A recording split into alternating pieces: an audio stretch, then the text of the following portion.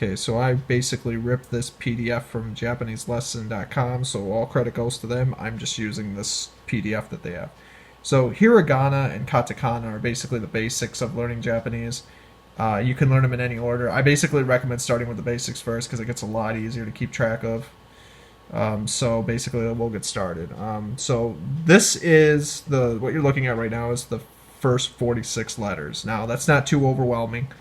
But basically, you got your basic vowels. They're pronounced one way, as in like as in father, e as in like tree, u as in like two O's, and as in like eh, and o as in like one O.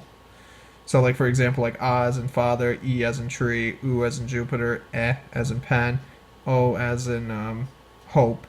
And then ka, ki, ku, ke, ko, sa, shi, su, se, so, ta, chi, su, te, to, na, ni, nu, ne, no, ha, hi, hu, he, ho, ma, mi, mu, me, mo, ya, you, yo, ra, ri, ru, re, ro, wa, and o, or wo.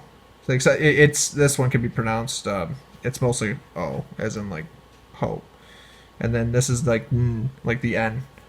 It's got no letters at the end. Basically, this letter always finds itself at the end of like a sentence or a word rather. So you'll see it because it's pretty easy. And then coming down here, starting right here, and then down here, you're going to notice there's 5 more rows down here. These are basically the advanced and alternate groups. There's 4 of them that are going to have the 2 dashes on the top right. But before that, there's a letter that they keep the same letter based on whatever group they're altering up here.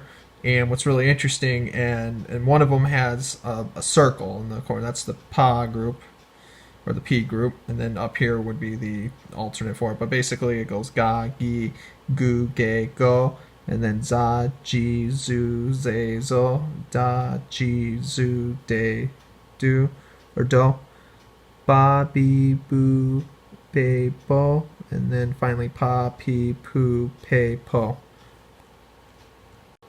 And this right here is actually really interesting. There are some indentations of like smaller versions of these letters. You'll see this with grammar a little bit later on, but this is actually interesting. This is actually like it's written like with 3 letters rather than, with the exception with some of these are already 3 letters. If you want to go back to this side of the table to the left, but it's like kya, kyu, kyo, sa, su, so, cha, chu, cho, nya, nyu, nyo, ha, hia, hu, hyo, mya, mu, myo, and then ra, ryu, ryo. And then continuing on again, you have gya, gyu, gyo, ja, ju, jo, ja, ju, jo, bya, bu, byo, pia, pu, pio. And then like for example the so kuon is just a pause with no sound. Like basically it's not there's going to be other times where you'll run into certain things. Really, the way I would recommend learning Japanese as well, and again, just bear with me here.